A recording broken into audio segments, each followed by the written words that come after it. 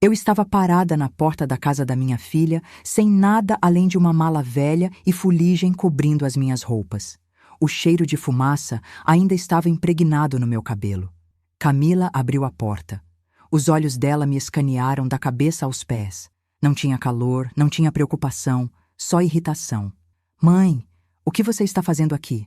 Minha voz falhou quando tentei falar. Camila, filha, teve um incêndio. A minha casa. Tudo se foi. Eu preciso. Ela me cortou na hora. Eu não faço caridade, mãe. Minha casa não é um abrigo. Atrás dela, ouvi André rir. Aquela risada baixa, debochada, que fazia meu estômago embrulhar. Ele estava sentado no sofá que eu tinha comprado para eles 3 anos atrás. Aquele retrátil de tecido caro que eles imploraram para eu dar. Custou R$ 1.700 que eu não tinha, mas dei mesmo assim. A sala de estar para onde eu estava olhando, eu tinha pagado por tudo ali.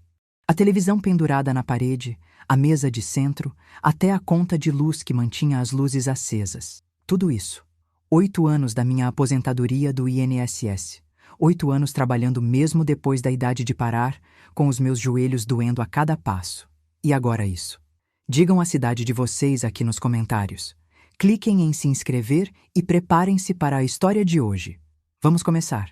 Tentei de novo. Camila, por favor, é só por alguns dias até eu descobrir o que fazer. A gente não tem espaço! André gritou lá do sofá. Diz pra ela que a gente não tem dinheiro para acolher vira-latas, amor. Vira-latas? Ele me chamou de vira-lata, de animal de rua. Camila nem piscou. Ela só olhou para mim com aqueles olhos frios e disse que ele está certo. A gente mal está conseguindo se sustentar sozinho. Alguma coisa dentro de mim ficou muito quieta. Eu estava dando para eles R$ 1.800 por mês, todo santo mês, durante 8 anos. Isso era mais do que todo o meu benefício da aposentadoria. Sabia exatamente quanto dinheiro eles tinham porque era eu quem estava bancando. Mas não disse nada disso. Não ainda. Só sorri. Um sorriso quieto e triste. Balancei a cabeça confirmando. Peguei minha mala e me virei. Atrás de mim, ouvi a porta fechar. Não foi uma batida forte, foi só um clique quieto da fechadura que, de alguma forma, doeu muito mais. Caminhei pelo corredor do prédio, passei pelo elevador e desci 3 andares de escada porque minhas mãos estavam tremendo tanto que não confiava em mim mesma para apertar o botão. Quando cheguei na rua, sentei na calçada por um momento. O ar de novembro estava gelado. Conseguia ver minha respiração formando fumaça no ar. Peguei meu celular. Meus dedos encontraram o número que eu estava evitando ligar há meses, aquele que salvei, mas esperava nunca precisar. O sistema automático do banco atendeu. Fui apertando as opções do menu até conseguir falar com uma pessoa real. Banco Nacional, aqui é o Daniel falando. Como posso ajudar? Preciso cancelar todas as transferências automáticas, disse. Minha voz soava estranha. Calma, calma até demais. Nome da titular da conta. Helena Pereira. E quais transferências a senhora gostaria de cancelar? Todas elas. Cada transferência indo para Camila Melo e André Melo. Todas, sem exceção. Começando agora mesmo. Houve uma pausa. O som de teclas sendo digitadas. Dona Helena, vejo que a senhora tem múltiplas transferências recorrentes configuradas para essas contas. Tem certeza que quer cancelar todas elas? Tenho certeza absoluta. Só para confirmar, uma vez canceladas, a senhora precisará configurá-las manualmente de novo, se mudar de ideia no aplicativo ou na agência. Quase ri. Mudar de ideia depois do que acabou de acontecer? Entendo. Cancele todas hoje. Feito. Os cancelamentos entram em vigor imediatamente. Tem mais alguma coisa em que eu possa ajudar? Não, obrigada. Desliguei. Fiquei ali sentada na calçada segurando meu telefone por um momento. A tela ficou escura e pude ver meu reflexo nela. Uma mulher velha com cabelos grisalhos e olhos cansados. Mas atrás daqueles olhos cansados, algo novo estava queimando. No dia seguinte, meu telefone tinha 45 chamadas perdidas. Mas deixa eu te contar como cheguei até aqui. Porque essa história não começa com um incêndio. Ela começa muito antes. Começa com uma garotinha que costumava dormir no meu peito e me chamar de heroína. Camila nasceu no dia 19 de abril de 1992, às 4h47 da manhã. Ela veio ao mundo gritando, com os punhos minúsculos fechados como se já estivesse pronta para brigar. Eu tinha 25 anos e estava completamente sozinha. O pai dela, Marcos, tinha ido embora 6 meses antes. Ainda consigo lembrar do dia em que contei para ele que estava grávida. Nós estávamos sentados no Fiat Uno caindo aos pedaços dele, do lado de fora do meu apartamento. Ele tinha acabado de sair do turno dele na oficina mecânica. "Estou grávida", disse. Ele olhou fixo para a frente, através do para-brisa. "Não para mim, nunca para mim. Não posso fazer isso", ele disse. "Não estou pronto para ser pai. Marcos, por favor." "Desculpa, Helena. Eu não consigo." Ele foi embora, dirigindo naquela noite, e nunca mais vi ele. Sem endereço novo, sem ligações, nada. Então, lá estava eu. 25 anos, grávida, trabalhando em 2 empregos e morando numa kitnet de 37 metros quadrados que custava R$ 450 por mês na época. Mas quando colocaram Camila nos meus braços pela primeira vez, nada disso importou. Ela tinha os dedos mais minúsculos que eu já tinha visto. Eles se fecharam ao redor do meu dedão e seguraram firme. Os olhos dela estavam fechados, mas a boquinha dela se movia, procurando. "Oi, minha menina", sussurrei. "Sou sua mamãe e vou te dar tudo." Falei sério. "Deus me ajude." Quis dizer cada palavra. Os primeiros anos foram os mais difíceis. Trabalhava como diarista limpando casas de segunda a sábado. Deixava Camila com Dona Cida, a vizinha do lado, que olhava ela por um valor simbólico. Aos domingos, lavava roupa para fora. Ficava com Camila comigo, brincando num cobertor no chão, enquanto eu separava as roupas brancas das coloridas. Ela cresceu nas cozinhas de outras pessoas, brincando com colheres de pau enquanto eu esfregava o chão delas. As patroas para quem trabalhava às vezes davam biscoitos para ela. Outras vezes, olhavam para mim com pena nos olhos. Odiava aquele olhar, mas mantinha minha cabeça erguida porque estava construindo algo. Eu estava dando uma vida para minha filha. Lembro do cheiro do cabelo dela depois do banho. Aquele cheiro doce de shampoo de bebê barato que ficava nas minhas mãos quando penteava o cabelo dela antes de dormir. Lembro de como ela me abraçava quando chegava do trabalho. O corpo inteiro dela, pequeno, se enrolava nas minhas pernas e apertava forte, como se aquele abraço pudesse tirar todo o cansaço. Quando Camila tinha 6 anos, desenhou uma imagem para mim na escola. Era eu num vestido coberto de flores tortas. Embaixo, com a letra cuidadosa de primeira série dela, escreveu que minha mamãe é a mais bonita do mundo. Chorei quando vi aquilo. Ali mesmo no corredor da escola, segurando aquele pedaço de cartolina, chorei. Guardei aquele desenho por anos. Levei comigo para cada apartamento novo que a gente se mudou. Coloquei na parede de cada lugar que moramos. Era meu lembrete, minha prova de que todo o sacrifício valia a pena. Mas aí Camila cresceu. Em algum momento, por volta dos 12 anos, as coisas começaram a mudar. Ela parou de correr para mim quando chegava em casa, parou de me abraçar para dar tchau antes da escola. Olhava para minhas roupas simples, a camiseta velha de faxina, e o rosto dela se fechava. Um dia, quando ela tinha 14 anos, fui buscar ela na escola. A amiga dela, Aline, estava com ela. "Aquela é sua mãe?" Aline perguntou. Camila olhou para mim.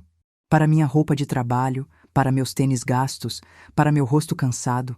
"É", ela disse baixinho. "É ela. Não é minha mãe. É só ela." Senti aquilo na hora. Aquela distância se abrindo entre nós. Como uma rachadura no gelo que começa pequena, mas continua se espalhando. "É normal", disse para mim mesma naquela noite, deitada na cama. "Adolescentes se afastam. Ela vai voltar." Mas ela nunca voltou de verdade. Camila se formou no ensino médio com notas decentes. Não ótimas, mas boas o suficiente para uma faculdade local. Conseguiu um emprego numa loja de eletrônicos para pagar as aulas. Eu estava tão orgulhosa dela.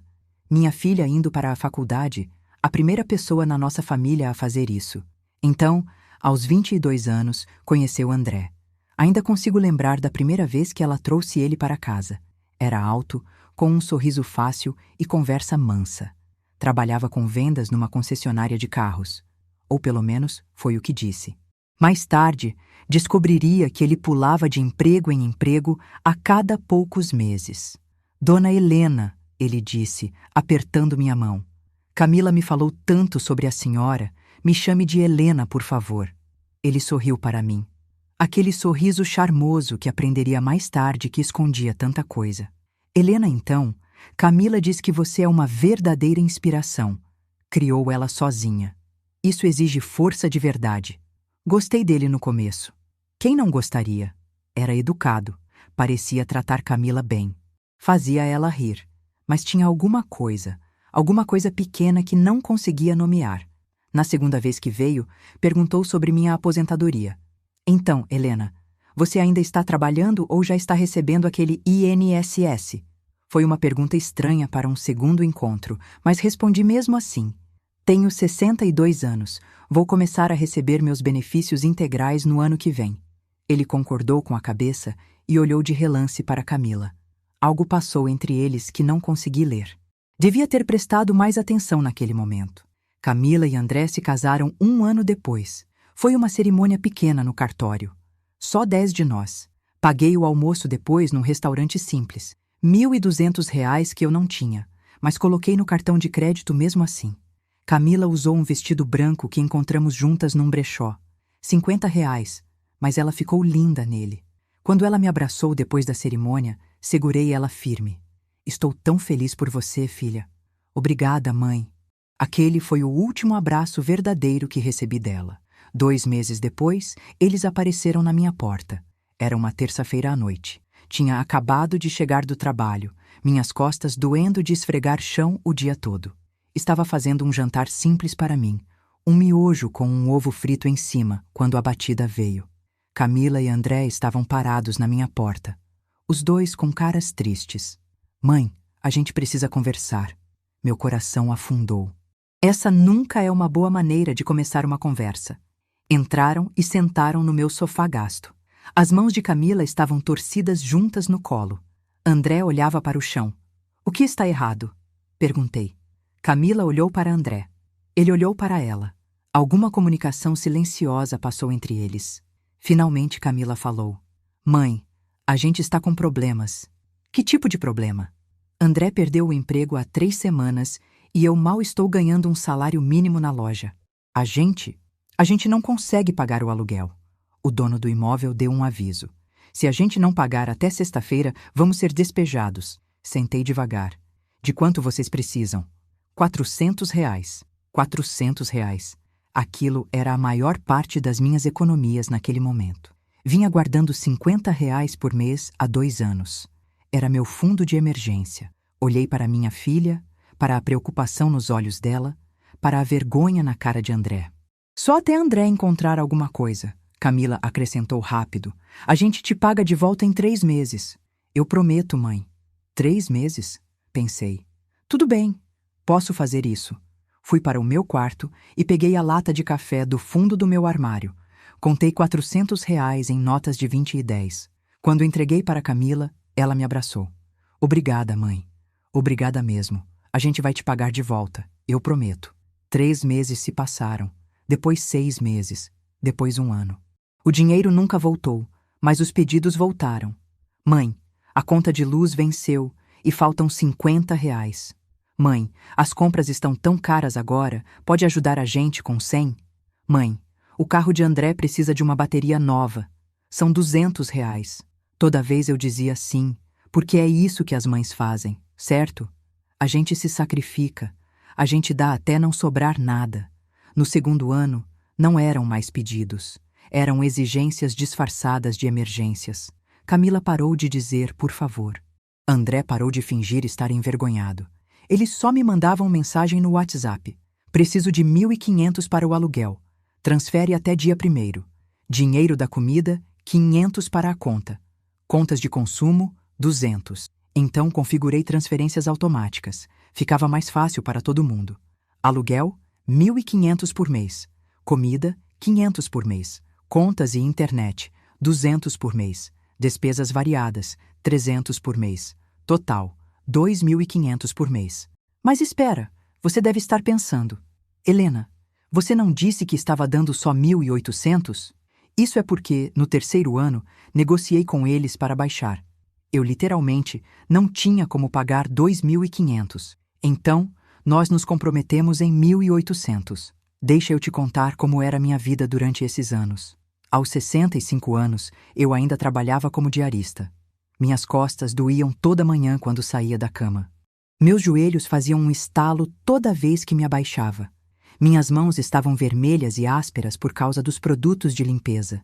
Meu dia típico: 6 horas da manhã acordar, tomar meu remédio de pressão. Metade de um comprimido, em vez de um inteiro porque estava racionando para fazer a receita durar mais. 6h30 da manhã, sair para a casa da Dona Rosa. Limpar a casa de 3/4 dela por 4 horas. R$ 100. 11 horas da manhã ir até o escritório de advocacia no centro. Limpar 6 salas, 2 banheiros e uma sala de reunião. 3 horas. R$ 90. 15 horas em casa. Comer algo rápido. Geralmente pão com margarina. 16 horas fazer lavanderia para Dona Patrícia e a mãe idosa dela. Lavar, secar, dobrar. 2 horas. R$ 40. 19 horas fazer o jantar. Mais pão ou miojo ou o que fosse mais barato. 20 horas cair no sono no sofá assistindo a novela. Essa era minha vida todo santo dia. Até os domingos pegava trabalho extra quando podia. Tudo para que Camila e André pudessem viver confortavelmente. Fiz 70 anos. Meu corpo finalmente cedeu. Não conseguia mais manter o ritmo. Tive que largar o emprego no escritório. Então Dona Rosa teve que me dispensar quando travei as costas e não pude trabalhar por 2 semanas. De repente, estava vivendo só com a aposentadoria, R$ 1.400 por mês. Mas Camila e André ainda precisavam dos 1.800 deles. Então, comecei a usar minhas economias. O pouquinho que tinha conseguido juntar ao longo das décadas. R$ 18.000 que deveriam ser minha rede de segurança. Em 2 anos, baixou para R$ 3.200. Fiz as contas uma noite. Se as coisas continuassem assim, estaria completamente falida em 18 meses. Mas não podia contar para Camila. Ela precisava de mim. Ou pelo menos era isso que dizia para mim mesma. Olhando para trás agora, consigo ver todos os sinais de alerta que ignorei. Como a vez que Camila postou fotos no Facebook de um fim de semana num resort de praia. Ela e André sorrindo na frente de uma piscina de borda infinita. "Quando vocês foram viajar?" Perguntei para ela no telefone. "Ah, foi só uma viagenzinha de fim de semana." André ganhou um bônus no trabalho. Um bônus? Mas de alguma forma eles ainda precisaram do meu dinheiro para o aluguel naquele mês. Ou a vez que viu o iPhone novo de André numa chamada de vídeo. O modelo mais recente, caríssimo. "Celular bonito", disse. Eu precisava trocar. O meu antigo estava morrendo. Ele precisava trocar, mas eu precisei escolher entre fazer compras de mercado e pagar minha conta de luz naquela semana.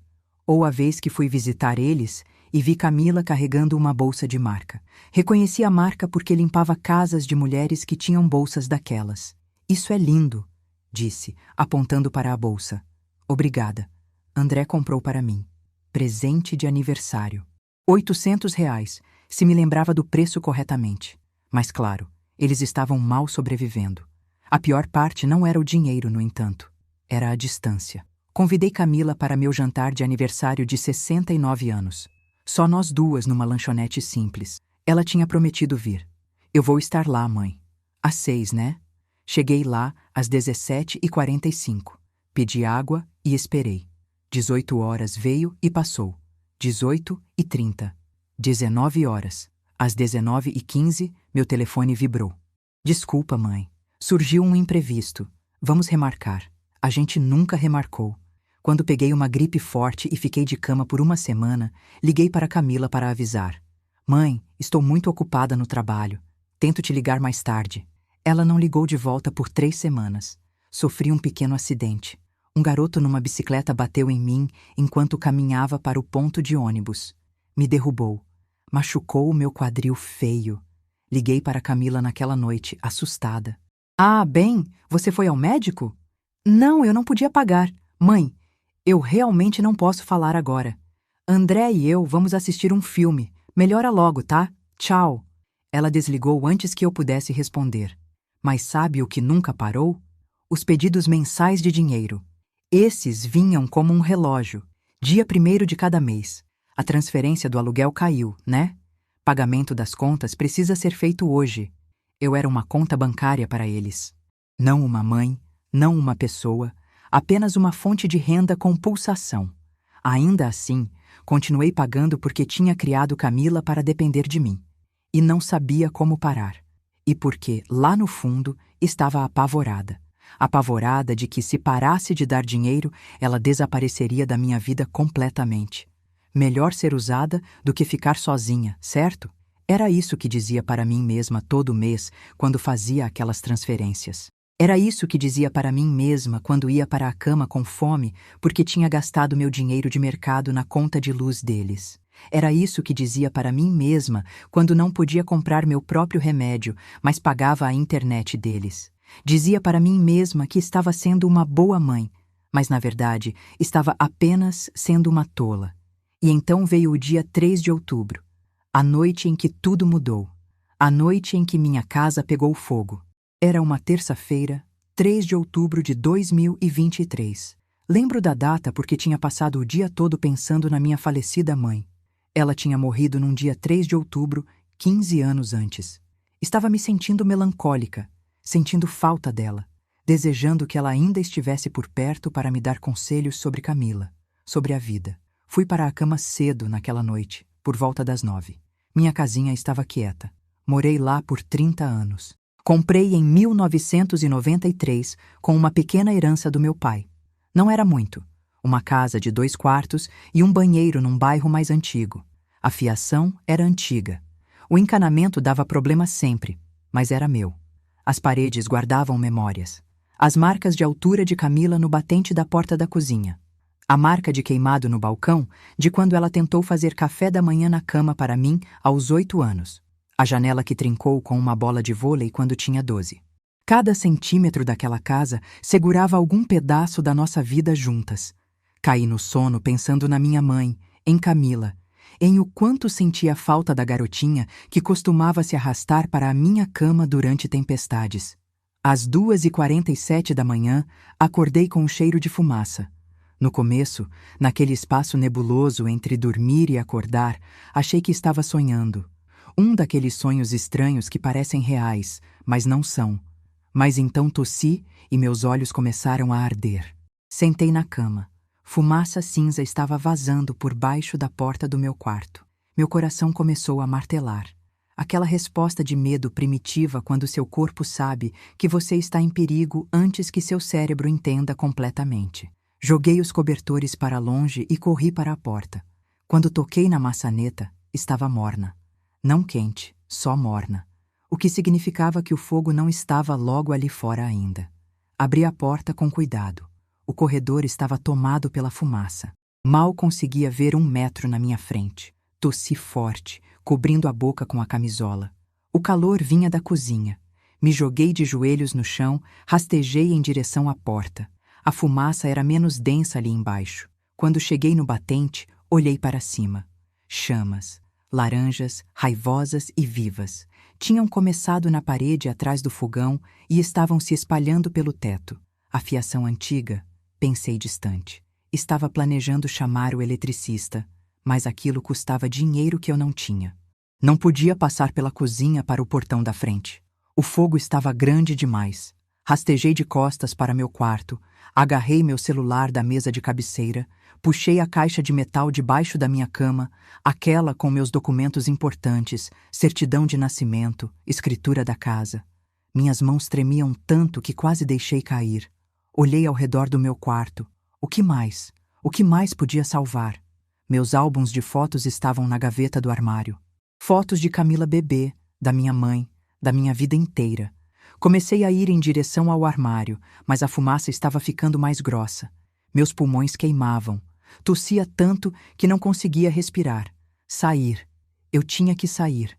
Agora. Tropecei até a janela do meu quarto, empurrei para abrir. A tela estava emperrada. Soquei através dela com a caixa de metal. Joguei a caixa para fora primeiro, depois meu telefone, depois escalei para fora. Estava usando apenas minha camisola, sem sapatos. Meus pés bateram na grama fria do meu quintal.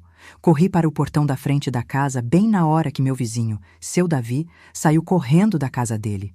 Helena, meu Deus, você está bem? Não conseguia responder.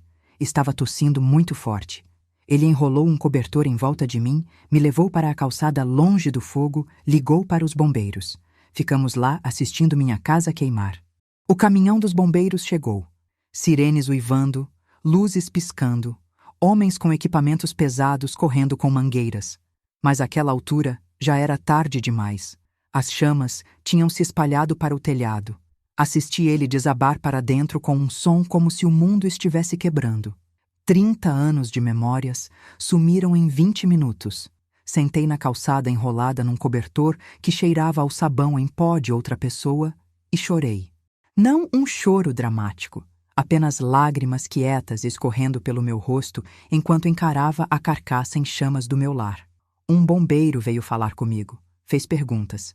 Como o fogo começou, se tinha mais alguém na casa, se eu tinha para onde ir. Não sei como começou, disse. Acordei com a fumaça. Curto-circuito, provavelmente.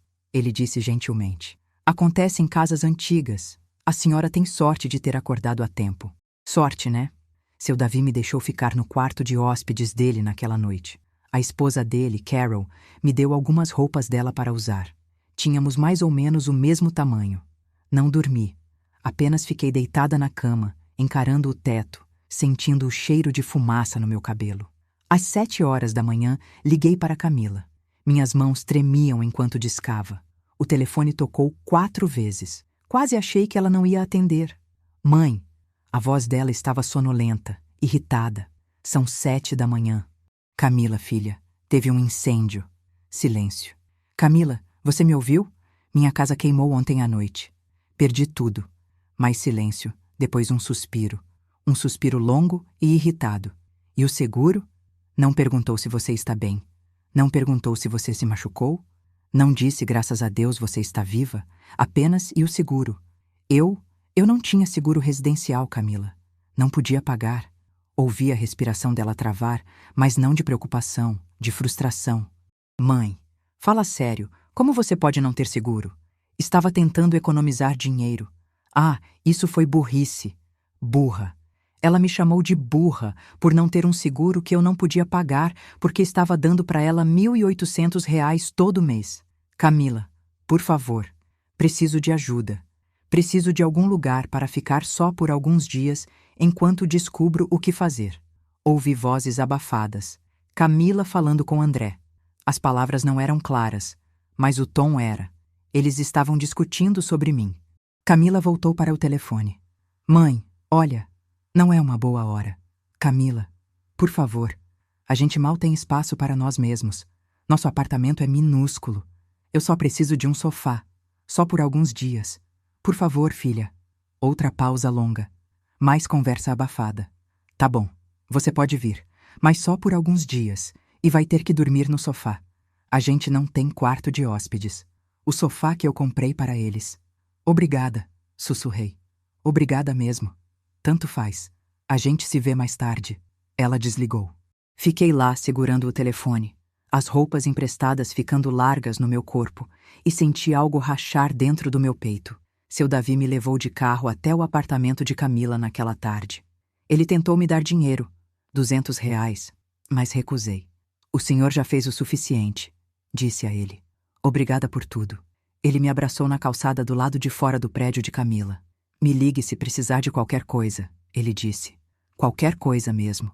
Prometi que ligaria. Nós dois sabíamos que eu não ligaria. Peguei o elevador até o 3º andar, caminhei pelo corredor que já tinha percorrido tantas vezes antes. Mas dessa vez era diferente. Dessa vez não estava visitando. Estava implorando. Bati na porta. André atendeu. Ele me olhou de cima a baixo. Sem cumprimento. Sem sinto muito pela sua casa. Sem você está bem. Apenas aquela avaliação fria. Então ele deu um passo para o lado. Entrei carregando minha pequena sacola de roupas emprestadas e minha caixa de metal com documentos. Camila estava na cozinha. Ela não se virou quando entrei. Põe suas coisas no canto. Tenta não fazer bagunça. Fiquei parada no meio da sala de estar, olhando para o sofá que tinha comprado, a TV que paguei, a mesa de centro, as cortinas, a louça que podia ver na cozinha. Cada coisa naquele apartamento eu tinha ajudado a comprar. E não tinha permissão para fazer bagunça. Naquela noite, deitei no sofá sob um cobertor fino que Camila tinha jogado para mim. Podia ouvir eles no quarto conversando, rindo, a TV ligada. Encarei o teto e me perguntei como tinha chegado ali. 70 anos de idade, sem teto, deitada num sofá que comprei, num apartamento que vinha sustentando, sendo tratada como um animal de rua indesejado pela minha própria filha. E foi aí que comecei a perceber que tinha feito isso comigo mesma. Ensinei a Camila que eu era um recurso, não uma pessoa. Ensinei a ela que amor significava dinheiro. Ensinei a ela que podia pegar e pegar e pegar e eu nunca pararia de dar.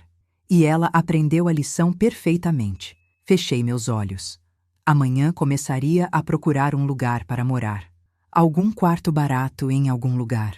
Talvez pudesse conseguir uma kitnet se parasse de mandar dinheiro para Camila. Mas só de pensar nisso me sentia culpada. Ela precisava de mim. Não precisava. Caí no sono com aquela pergunta circulando na minha mente. Não fazia ideia de que em apenas mais 3 dias ouviria uma conversa que mudaria tudo. O dia 1 no apartamento de Camila começou às 6 da manhã. Acordei com o som de passos. Meu pescoço doía das almofadas do sofá. O cobertor tinha escorregado durante a noite e eu estava com frio. Camila passou por mim indo para a cozinha. Ela não disse bom dia. Não perguntou se eu tinha dormido bem. Só abriu a geladeira e tirou uma garrafa de suco. Sentei devagar. Minhas costas protestaram a cada movimento. Bom dia, querida. Ela olhou para mim de relance, mal notando. Dia. Levantei, dobrei o cobertor com cuidado. Pensei em fazer um café para a gente. Talvez café da manhã. Já resolvi isso. Assisti ela se mover pela cozinha. Minha cozinha, na verdade. Eu tinha comprado aquela cafeteira 2 natais atrás. Aqueles pratos que ela estava tirando do armário, eu tinha dado um jogo completo quando ela se mudou. A geladeira zumbindo no canto. R$ 1.200 quando a antiga deles morreu. Posso ajudar com alguma coisa? Mãe, só senta. Ok. Sentei. André saiu alguns minutos depois, às 8. Estava usando cueca samba-canção e uma camiseta. Passou direto por mim como se eu fosse invisível. Serviu café para ele mesmo. Voltou para o quarto. Nem uma palavra, nem um olhar. Camila fez ovos mexidos e torradas para ela. O cheiro encheu o apartamento. Meu estômago roncou baixo. Ela sentou na pequena mesa de jantar com o prato dela. Rolou a tela do celular enquanto comia. Eu esperei. Com certeza ela me ofereceria algo. Nós éramos família. Ela terminou de comer, colocou o prato na pia, começou a se arrumar para o trabalho. Camila, tudo bem se eu fizer um café da manhã para mim? Ela parou na porta do banheiro. Claro, tanto faz. Só não usa todos os ovos. André vai querer um pouco mais tarde. Tinham 6 ovos sobrando na caixa. Peguei um. Fiz uma fatia de torrada. Usei um pouquinho de manteiga. Comi em pé no balcão tentando ser o mais discreta possível. Camila saiu para o trabalho às 9. Volto lá pelas 18 horas. Tenta não fazer muito barulho. André está trabalhando de casa hoje. A porta fechou atrás dela. Lavei meu único prato, meu único garfo, limpei o balcão até brilhar. André emergiu do quarto às 10h30. Ele entrou na cozinha, me viu sentada quieta no sofá e franziu a testa. Você ainda está aqui. Não foi uma pergunta. Foi quase uma acusação. Sim. Camila disse que eu podia ficar por alguns dias. Ele grunhiu. Fez 3 ovos e 4 fatias de torrada para ele. Comeu na mesa enquanto assistia algo no celular. Riu de seja lá o que estava vendo. Nunca olhou para mim uma única vez. Quando terminou, deixou a louça na pia e voltou para o quarto. Fechou a porta. Fiquei sentada naquele sofá por horas. Tinha medo de ligar a TV, medo de me mexer, medo de existir alto demais naquele espaço onde claramente não era bem-vinda. Por volta das 14 horas, fui ao banheiro. Quando saí, passei pelo quarto deles.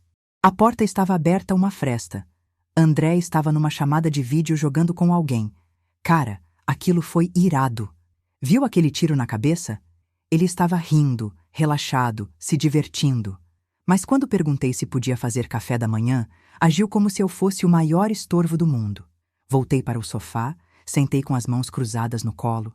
Aqueles seriam dias longos. O dia 2 não foi nada melhor. Camila chegou do trabalho às 18h15. Ela estava carregando caixinhas de comida chinesa.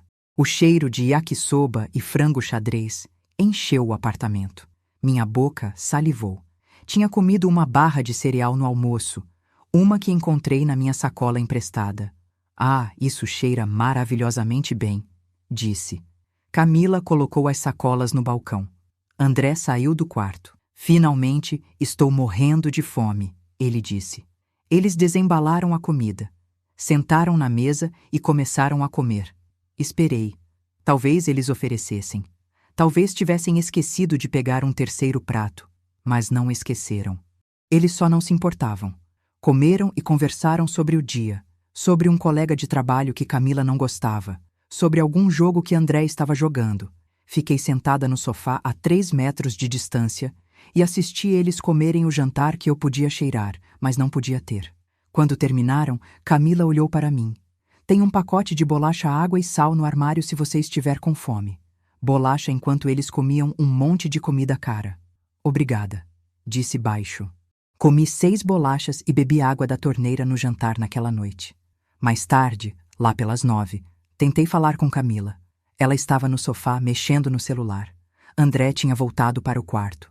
Camila, filha, preciso falar com você sobre encontrar um lugar. Ela não levantou o olhar do telefone. Estava pensando que talvez eu pudesse encontrar um quarto para alugar, algo barato, mas precisaria ficar aqui talvez 1 semana ou 2 enquanto procuro. Agora ela olhou para cima e vi nos olhos dela irritação, frustração. Mãe, a gente já falou sobre isso. Alguns dias, não 1 semana, não 2 semanas. Mas, filha, eu perdi tudo. Preciso de tempo para... Você tem 70 anos. Não tem economias? O INSS? Encarei ela. Será que ela realmente não entendia? Será que ela realmente não sabia que eu estava dando para ela mais do que meu benefício inteiro da aposentadoria todo mês? Camila, minhas economias praticamente acabaram e minha aposentadoria vai para. Me contive. Estava prestes a dizer que vai para você, mas algo no rosto dela me fez parar. Uma dureza, uma frieza que nunca tinha visto dirigida a mim antes. Vai para o quê, mãe? Nada. Esquece. Ela voltou para o celular. Bem, você vai dar um jeito. Você sempre dá. Fiquei sentada ali por mais um momento, então voltei para meu canto do sofá. Meu canto no apartamento que eu pagava. Naquela noite, fiquei acordada ouvindo Camila e André assistirem a um filme no quarto. Podia ouvir eles rindo. Normal, feliz, confortável. Enquanto eu deitava no sofá deles, com fome e sem teto, me perguntando como tinha criado uma filha que podia ser tão fria. O dia 3 foi quando cheguei no meu limite. Acordei determinada. Hoje, falaria com Camila sobre ficar mais tempo, falar de verdade, fazer ela entender. Ela era minha filha. Ela me ajudaria. Ela tinha que ajudar. Camila chegou do trabalho às 18 horas. Tinha ensaiado o que dizer a tarde toda. Camila, querida, preciso falar com você. Ela largou a bolsa na mesa com um suspiro pesado. O que é agora? Agora? Como se estivesse sempre incomodando ela.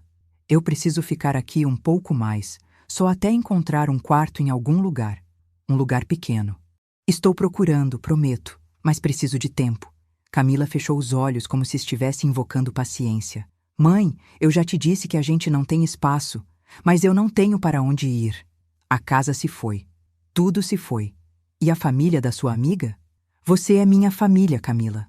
Ela olhou para mim então, olhou de verdade, e o que vi nos olhos dela fez meu sangue gelar. Não tinha compaixão, não tinha amor, não tinha uma filha vendo a mãe precisando de ajuda. Só irritação. Mãe, você sempre foi assim. Assim como? Sempre esperando que outras pessoas resolvam seus problemas. Senti como se ela tivesse me dado um tapa. Meus problemas? Camila, eu não escolhi que minha casa pegasse fogo. Não, mas você escolheu não ter seguro. Você escolheu morar numa casa velha. Você escolheu não planejar melhor sua aposentadoria. Cada palavra era uma faca. Eu estive ajudando vocês, disse baixo. Por 8 anos, Estive ajudando vocês. E a gente agradece. Mas isso foi escolha sua, mãe. A gente não te obrigou. Escolha minha? Como se tivesse feito por diversão. Como se não tivesse sacrificado tudo. Me levantei. Minhas mãos tremiam. Ah, eu vejo. É assim então? Porque às vezes acho que você não vê o quanto as coisas são difíceis para a gente também. Estamos lutando. Estamos mal conseguindo. E agora temos você aqui aumentando o nosso estresse. Caminhei até o banheiro, fechei a porta, sentei na beira do vaso e chorei o mais baixo que pude. Quando saí, 15 minutos depois, Camila e André tinham pedido pizza. Eles não me ofereceram nenhum pedaço. Fui para a cama naquela noite, se é que você pode chamar o sofá de cama, com fome e com o coração partido. Mas ainda não entendia a verdade completa. Não ainda. Isso viria amanhã. Dia 4, sexta-feira, 7 de outubro. O dia em que tudo mudou. Camila chegou do trabalho por volta das 19 horas. Tinha passado no shopping. Podia ver as sacolas de compras. Eu estava sentada no sofá com um livro que peguei na estante deles, só encarando as páginas para parecer ocupada. Camila foi direto para o quarto. Não disse oi. Não me reconheceu. Ouvi ela no telefone alguns minutos depois. A porta do quarto estava aberta, uma fresta. A voz dela viajava até a sala. No começo tentei não ouvir. Não era da minha conta. Mas então ouvi meu nome. Ela ainda está aqui. Congelei. Não sei quando ela vai embora. A voz de Camila estava cansada, frustrada. É exaustivo, honestamente. André não aguenta mais. Meu coração começou a bater forte. Não, a gente não pode simplesmente chutar ela para fora. Ela é minha mãe. Mas, meu Deus, mal posso esperar para ela encontrar outro lugar para ir. Houve uma pausa. Ela estava ouvindo quem quer que estivesse do outro lado. A amiga dela, Mariana, provavelmente. Eu sei que soa ruim, mas é a verdade. Outra pausa. Então Camila riu. Uma risada seca e amarga. Quer dizer, já basta ela mandar a aposentadoria dela todo mês, né? O livro caiu das minhas mãos. É claro. 1.400. Paga quase todo o nosso aluguel. Essa é, honestamente, a única razão pela qual a gente ainda está aguentando ter ela aqui. Eu não conseguia respirar. Mariana, se não fosse por esse cheque, não valeria nem a pena ter ela por perto. O tempo parou. As palavras ecoaram na minha cabeça.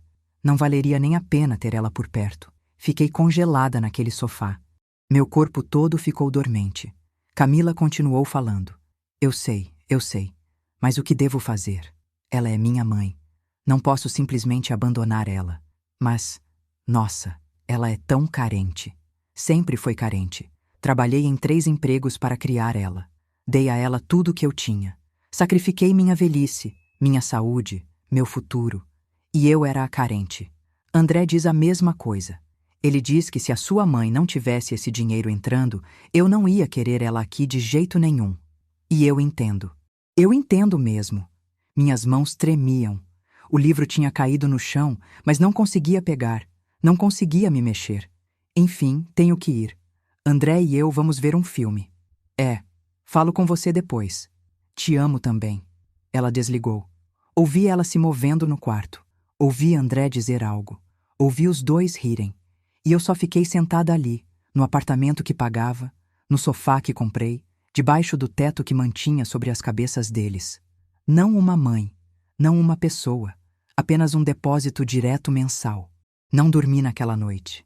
Fiquei deitada no sofá, encarando o teto, vendo as sombras da luz da rua lá fora se moverem pela parede, tocando as palavras de Camila repetidamente na minha cabeça. Se não fosse por esse cheque, não valeria nem a pena ter ela por perto. Às 2 da manhã, comecei a fazer contas de cabeça. 8 anos, 12 meses por ano, 96 meses. Nos 2 primeiros anos, mandei 2.000 por mês. Isso dá 48.000. Anos 3 e 4 precisaram de 2.200 por mês. Isso dá 52.800. Anos 5 e 6, 2.300 por mês. 55.200. Nos últimos 2 anos, 2.400 por mês. 57.600. Total, R$ 213.600. Mais de R$ 200.000. Aquilo era minha vida. Aquilo era minha segurança. Aquilo Eram 30 anos guardando R$ 5 aqui, R$ 10 ali. E o que ganhei em troca? Um sofá para dormir, bolacha para o jantar e o conhecimento de que eu não valia a pena ser mantida por perto. Às 3 horas da manhã, levantei, fui ao banheiro, olhei para mim mesma no espelho. Uma mulher velha olhou de volta. 70 anos, cabelo grisalho, rugas ao redor dos olhos, mãos ásperas de décadas limpando a casa dos outros. Mas meus olhos não estavam derrotados, não mais. Eles estavam com raiva. Sussurrei para meu reflexo que eu mereço mais do que isso. E pela primeira vez em 8 anos acreditei. Na manhã seguinte, sábado, acordei antes de Camila e André. O apartamento estava quieto. Fiz café. Não para eles, para mim. Sentei na mesa da cozinha deles, minha mesa, a que ajudei a comprar, e fiz um plano. Primeiro, precisava de ajuda. Ajuda real. Não de Camila. Rolei pelos contatos do meu telefone. A maioria eram clientes antigos dos meus dias de faxina, pessoas para quem trabalhei, mas não conhecia de verdade. Então vi. Sônia. Sônia e eu crescemos juntas no mesmo bairro. Fomos melhores amigas dos 6 aos 18 anos. Depois, a vida nos separou. Ela se mudou para a Serra Gaúcha há 15 anos por causa de um emprego. A gente ainda trocava mensagens nos feriados. Nada profundo, só Feliz Natal e Feliz Ano Novo. Mas ela era gente boa. Sempre foi. Eram 6 da manhã, cedo demais para ligar. Então mandei mensagem para Sônia no WhatsApp. É a Helena. Desculpa entrar em contato assim, mas estou com problemas. Podemos conversar hoje? Preciso muito de um conselho. Apertei enviar antes que pudesse me arrepender. Camila e André levantaram por volta das 9. Eles se moveram pelo apartamento como se eu não estivesse lá. Fizeram café da manhã, comeram, assistiram TV. Sentei no meu canto do sofá e esperei Sônia responder. Às 10h30 meu telefone vibrou. 3 mensagens de Sônia. Helena, claro que podemos conversar. Me liga a qualquer hora. Estou aqui para você. O que você precisar. Sério, me liga agora se quiser. Olhei para Camila. Ela estava rindo de algo na TV. André estava com o braço em volta dela. Levantei. Vou dar uma caminhada. Nenhum deles respondeu. Fui para fora, encontrei um banco a 2 quarteirões de distância. Liguei para Sônia. Ela atendeu no segundo toque. Helena, fala comigo. O que está acontecendo? E contei tudo. O incêndio, perder minha casa, a reação de Camila, os 4 dias no sofá, a conversa que ouvi. Quando terminei, estava chorando. Sônia não interrompeu uma vez sequer. Ela só me deixou falar. Quando finalmente fiquei quieta, ela falou. A voz dela era firme, clara, estável. Helena, me escuta com muita atenção. Você precisa ir embora hoje, mas eu não tenho para onde ir. Você tem aqui, no sul, minha casa. Tenho um quarto sobrando. É seu pelo tempo que você precisar. Sônia, eu não posso te pedir para isso. Você não está pedindo. Estou oferecendo.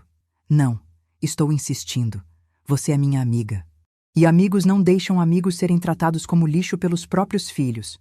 Mas a passagem de ônibus sozinha deve ser cara. Eu pago. Vou te mandar um Pix agora mesmo. Você entra num ônibus hoje. Você vem para cá. Você está segura aqui. Fechei os olhos. As lágrimas escorriam pelo meu rosto. Por que você está fazendo isso?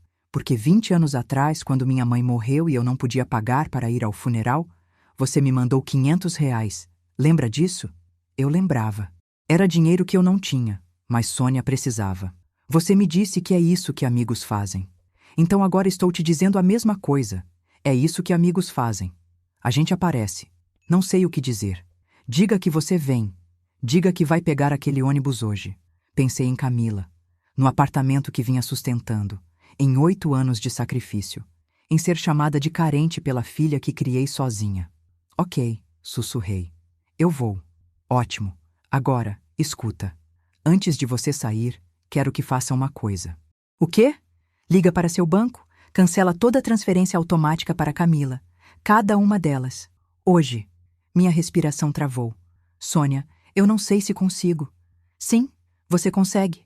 E você vai porque você não deve nada a eles, Helena. Você já pagou o que devia. Foi mais do que generosa. Agora é hora de salvar a si mesma. Ela estava certa. Eu sabia que ela estava certa. Ok. Diga de novo. Preciso ouvir você se comprometer. Eu vou cancelar as transferências. Ótimo. Agora, vai arrumar suas coisas, reserva a passagem de ônibus, me manda os detalhes por mensagem. Estarei esperando na rodoviária quando você chegar. Obrigada, disse. Minha voz quebrou. Obrigada mesmo. Não me agradeça ainda. Agradeça quando estiver aqui, segura e recomeçando. Agora vai. Sai daí. Desliguei. Sentei naquele banco por mais 5 minutos. Então fiz a ligação para o banco. Falei com o atendente, cancelei tudo. 3 minutos e 47 segundos. Foi só isso que levou para mudar tudo. Me senti estranha, leve, como se estivesse carregando um peso de 50 quilos e alguém tivesse acabado de tirar dos meus ombros. Então me senti assustada. O que tinha acabado de fazer? Tinha cortado minha filha, minha única filha, a pessoa a quem dediquei minha vida inteira para criar. Mas então, lembrei da voz dela no telefone. Se não fosse por esse cheque, não valeria nem a pena ter ela por perto. O medo endureceu e virou outra coisa: determinação. Caminhei de volta para o apartamento. Camila e André ainda estavam no sofá, ainda assistindo TV. Onde você foi? Camila perguntou sem olhar para mim. Só precisava de um ar. Fui para meu canto, o espaço pequeno onde estava vivendo há 4 dias. Não tinha muito. As roupas que a esposa do seu Davi me emprestou, minha caixa de metal com documentos, meu celular. Era isso. Era tudo que possuía no mundo. Podia colocar minha vida inteira numa sacola plástica de mercado. Puxei meu telefone, procurei horários de ônibus daqui para a Serra Gaúcha. Tinha um saindo às 19 horas, previsão de chegada na manhã seguinte. Reservei com o último limite do cartão de crédito que tinha, aquele que estava guardando para emergências. Se isso não fosse uma emergência, o que era? E-mail de confirmação chegou. Passagem comprada. Mandei mensagem para Sônia. Ônibus sai às 19 horas hoje. Chego de manhã. Obrigada. A resposta dela foi imediata. Estarei lá. Você está fazendo a coisa certa. Orgulhosa de você. Agora eu só tinha que esperar. A tarde se arrastou. Camila e André pediram pizza para o almoço. Não me ofereceram. Fingi não me importar. Por volta das 15 horas, Camila anunciou que eles iam ao shopping. Voltamos lá pelas 18 horas, ela disse. Ok. A porta fechou atrás deles. Eu estava sozinha no apartamento. Levantei, olhei ao redor. Aquele lugar tinha sido meu fardo financeiro por 8 anos. Cada peça de mobília guardava uma memória de sacrifício. O sofá comprado quando reclamaram que o antigo era desconfortável. R$ 1.800. A TV comprada quando disseram que ver filmes juntos era o único entretenimento que podiam pagar. R$ 1.600. A mesa de centro, presente de aniversário para Camila. R$ 400. A louça no armário, as toalhas no banheiro, os lençóis na cama deles. Tudo isso. Eu tinha ajudado a pagar por tudo isso. E eles me deixaram dormir no sofá sem cobertor naquela primeira noite. Fui até a mesa da cozinha, encontrei um pedaço de papel e uma caneta na gaveta. Sentei e escrevi. Camila, estou indo embora. Não porque você está me chutando para fora, mas porque finalmente entendi que não preciso ficar onde não sou desejada. Por 8 anos, te dei tudo o que eu tinha. Trabalhei depois da idade de aposentar. Te mandei dinheiro que eu precisava para mim mesma. Fiz isso porque te amava. Quando perdi minha casa e pedi ajuda, você me fez sentir como um fardo. Você me deixou dormir num sofá que eu comprei, num apartamento que eu estou sustentando. Então, ouvi você no telefone. Ouvi o que realmente sou para você. Um cheque mensal. Você disse que se eu não tivesse aquele dinheiro, não valeria a pena me manter por perto. Aquelas palavras quebraram algo em mim que não pode ser consertado com desculpas. Cancelei todas as transferências automáticas. Todas elas, começando hoje. Você tem 31 anos, Camila. André tem 33. Vocês são adultos. É hora de viverem como adultos. Não entre em contato comigo. Preciso de tempo para me curar do que vocês fizeram. Mãe. Li 3 vezes. Mudei o te amo no final para apenas mãe. Eles precisavam entender. Aquilo não era birra. Aquilo era um limite. Deixei o bilhete na mesa da cozinha onde eles veriam quando chegassem. Então sentei naquele sofá uma última vez e esperei dar 18h30. Às 18h15, ouvi chaves na porta. Meu coração pulou para a garganta. Eles chegaram cedo. Camila entrou carregando sacolas de compras. Ela me viu sentada ali com minha sacola plástica de pertences. O que é isso? Ela apontou para minha sacola. Só organizando, menti. Ela deu de ombros, foi para o quarto com as sacolas de compras. Esperei mais 10 minutos. Minhas mãos suavam. Às 18h30, levantei. Vou dar uma volta, gritei. Ok. A voz de Camila veio do quarto. Peguei minha sacola, andei até a porta, parei com a mão na maçaneta. Era isso. Uma vez que passasse por aquela porta, tudo mudaria. Pensei em voltar, em ficar, em continuar dando e dando e dando. Então ouvi Camila rir de algo que André disse. Eles estavam felizes, confortáveis, não preocupados com a mulher de 70 anos no sofá deles. Por que se preocupariam? A mamãe sempre resolvia. A mamãe sempre pagava. Não mais. Abri a porta, saí. Deixei fechar suavemente atrás de mim. Peguei o elevador para baixo. Caminhei para a rua. A rodoviária ficava a 6 quarteirões. Caminhei devagar, carregando tudo que possuía numa sacola de mercado.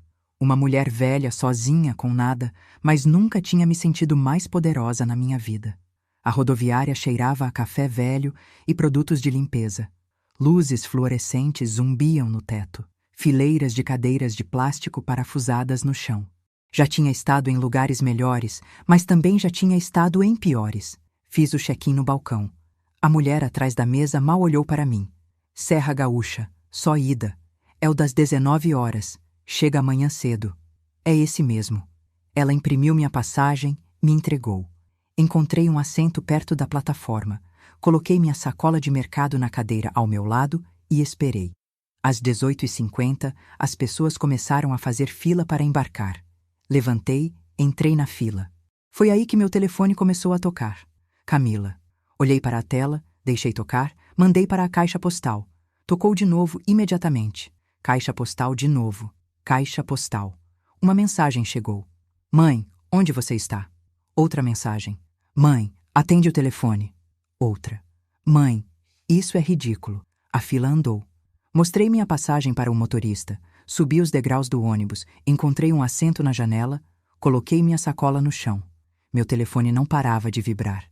Ligação, ligação, mensagem, ligação. Às 19 horas em ponto, o ônibus saiu da rodoviária. Assisti as luzes da cidade desaparecerem enquanto íamos em direção à estrada. Meu telefone continuava tocando. Finalmente desliguei ele completamente e assim que pegamos a rodovia, comecei a chorar. Não lágrimas tristes nem de arrependimento. Alívio. Alívio puro e avassalador. Eu estava livre. A viagem de ônibus foi longa. Viajamos a noite toda e parte da manhã. Paramos 2 vezes para ir ao banheiro e lanchar em paradas estilo Graal, na beira da estrada. Dormi aos trancos e barrancos, minha cabeça contra a janela, minha jaqueta embolada servindo de travesseiro. Toda vez que acordava, me sentia um pouco mais leve. O amanhecer rompeu na estrada, com a neblina típica da serra cobrindo os campos. O sol nascendo alaranjado se espalhando pelo horizonte. Assisti o nascer do sol pela janela do ônibus e pensei na minha mãe. Ela tinha sido uma mulher forte, criou 3 filhos, a maior parte do tempo sozinha. Meu pai estava lá, mas trabalhava em construção civil e passava mais tempo fora do que em casa. Mamãe sempre me dizia que não devo deixar as pessoas me tratarem como capacho, porque eu ensino as pessoas como me tratar. Tinha esquecido essa lição, mas estava lembrando agora. Às 9 horas da manhã, o ônibus encostou na rodoviária da pequena cidade. Juntei minha sacola, desci para a manhã fresca do sul e lá estava ela, Sônia. 15 anos mais velha do que a última vez que a vi pessoalmente.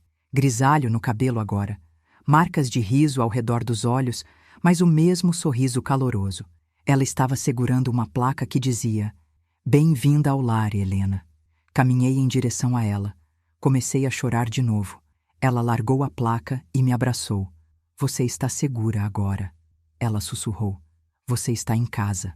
A casa de Sônia era uma casa pequena de 2 quartos nos arredores da cidade. Madeira pintada de azul, uma varanda na frente, flores nas janelas. Parecia um cartão postal. Não é muito, Sônia disse enquanto destrancava a porta. Mas é tranquilo. Entramos. Cheirava a café passado e algo assando. Você assou alguma coisa? Perguntei. Bolo de fubá cremoso. Imaginei que você precisaria de um carinho no estômago. A casa era aconchegante. Fotos vividas nas paredes, um gato dormindo no encosto do sofá. Esse é o Winston, Sônia disse. Não liga para ele. É preguiçoso, mas amigável. Ela me mostrou o quarto de hóspedes. Era pequeno. Uma cama de solteiro com uma colcha de retalhos, uma mesa de cabeceira com um abajur, uma janela dando para o quintal. Era o quarto do meu filho, Sônia disse. Mas ele está estudando na capital agora, em Porto Alegre, então é todo seu pelo tempo que você precisar. Coloquei minha sacola de mercado no chão, olhei para o quarto, para os lençóis limpos, para a privacidade, para a bondade. Sônia, eu não sei como te agradecer. Você não precisa. Só descansa, se cura, descobre seu próximo passo, sem pressa. Ela me deixou sozinha para desfazer as malas. Sentei na cama, olhei em volta do quarto. Era isso. Essa era minha nova vida. Recomeçando aos 70 anos com nada além de roupas emprestadas e a caridade de uma amiga. Mas quer saber? Era melhor do que aquele sofá. Era melhor do que ser invisível. Era melhor do que valer menos do que um cheque mensal. Deitei na cama, encarei o teto e pela primeira vez em 8 anos senti que podia respirar. Dormi por 14 horas seguidas. Quando acordei, era segunda-feira de manhã. A luz entrava pela janela. Podia ouvir pássaros lá fora. Por um momento, esqueci onde estava. Então, tudo voltou. O incêndio, Camila, o ônibus, a serra. Sentei devagar. Meu corpo doía da longa viagem de ônibus. Tinha um bilhete deslizado por baixo da minha porta. Bom dia, bela adormecida. Estou no trabalho. Dou aula na escola municipal. Sinta-se em casa. Café está na garrafa térmica. Comida na geladeira. A casa é sua. Volto às 15h30. S sorri. Peguei o bilhete, dobrei com cuidado e coloquei na mesa de cabeceira. Lá embaixo, encontrei a garrafa de café, me servi uma xícara. Ainda estava quente. Sônia devia ter feito fresco antes de sair. Sentei na mesa da cozinha dela e liguei meu celular pela primeira vez desde a rodoviária. 73 notificações. Chamadas perdidas. 51. Mensagens de WhatsApp. 22. Tudo de Camila. Algumas de André. Rolei por elas. As primeiras eram exigentes. Mãe, onde você está? Mãe, atende o telefone agora. Isso é ridículo, você não pode simplesmente ir embora. As do meio eram raivosas. Acabamos de ver seu bilhete. Você cancelou as transferências? Sério? Como você pode fazer isso com a gente? A gente precisava desse dinheiro. O aluguel vence em 3 dias e não temos o dinheiro. As últimas eram desesperadas. Mãe, por favor, desculpa, podemos conversar sobre isso? Por favor, me liga de volta. Vamos perder o apartamento. Li todas elas, não senti nada. Talvez devesse ter sentido culpa, ou tristeza, ou preocupação, mas só me senti dormente. Eles fizeram a escolha deles quando riram enquanto eu perdi a minha casa. Quando me deixaram dormir num sofá e comer bolacha. Quando Camila disse que eu não valia a pena ser mantida por perto. Agora, eles estavam lidando com as consequências. Apaguei todas as mensagens, todos os áudios. Então bloqueei os números dos dois. Sônia chegou em casa às 15h30, exatamente como disse. Ela tinha sacolas de mercado. Passei no mercado na hora do almoço. Imaginei que devíamos estocar. Você tem alguma restrição alimentar que eu deva saber? Não, como qualquer coisa. Ótimo, porque vou fazer carne de panela hoje à noite. Receita da minha avó. Cozinhamos juntas. Parecia normal, fácil, como se não estivéssemos separadas por 15 anos. Durante o jantar, Sônia perguntou se tive notícias de Camila. 51 ligações, 22 mensagens. O que diziam? A progressão de sempre. Raiva, depois pânico, depois desespero. Você vai responder? Cortei um pedaço da carne. Não, não ainda. Talvez nunca. Não sei. Sônia concordou com a cabeça. Justo. Você não deve nada a eles. Especialmente não uma explicação. Eles vão perder o apartamento. Deixa perderem. Eles são adultos. Vão dar um jeito. Mas Helena... Sônia largou o garfo. Olhou sério para mim. Você passou 8 anos sacrificando tudo por eles e eles te trataram como lixo. Você não tem que se sentir mal por se proteger agora. Ela estava certa. Eu sabia que ela estava certa. Mas 31 anos sendo mãe de Camila não desligavam da noite para o dia. Naquela noite, deitada na cama no quarto de hóspedes de Sônia, pensei na minha filha. Me perguntei se ela estava bem, se tinha encontrado um jeito de pagar o aluguel, se estava com medo. Então lembrei da risada dela quando pedi ajuda. Virei para o lado e fui dormir. Minha primeira semana no Sul passou num borrão de pequenas gentilezas. Sônia me levou para fazer compras num bazar beneficente da igreja, me ajudou a comprar roupas de verdade, 3 calças jeans, 5 blusas, um casaco quente, 2 pares de sapatos. Custo total, R$ 80. Ela insistiu em pagar metade.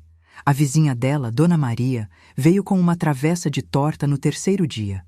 Sônia tinha contado para ela que passei por maus bocados. Ela tinha 80 anos, olhos gentis e mãos torcidas pela artrite. Queria te trazer algo caseiro. Bem-vinda à vizinhança. Sentamos na mesa da cozinha de Sônia e Dona Maria me contou a história dela. Tive uma filha que me tratava como um caixa eletrônico também, ela disse. Por 12 anos, dei tudo a ela. Então, um dia, cortei ela. Não falo com ela há 15 anos. Você se arrepende? Perguntei. Dona Maria pensou por um momento. Me arrependo de que ela fosse o tipo de pessoa que abandonaria a mãe por dinheiro. Mas não me arrependo de escolher a mim mesma. Você não pode dar de beber se seu copo está vazio, Helena. No dia 4, Sônia me levou para conhecer um amigo dela, um advogado chamado Dr. Tomás. O escritório dele era pequeno, no centro, em cima de uma padaria. O cheiro de pão fresco subia pelo assoalho. Tomás estava na casa dos 50, óculos, rosto gentil. Ele apertou minha mão calorosamente. Sônia me contou um pouco sobre sua situação. Sinto muito pelo que a senhora passou.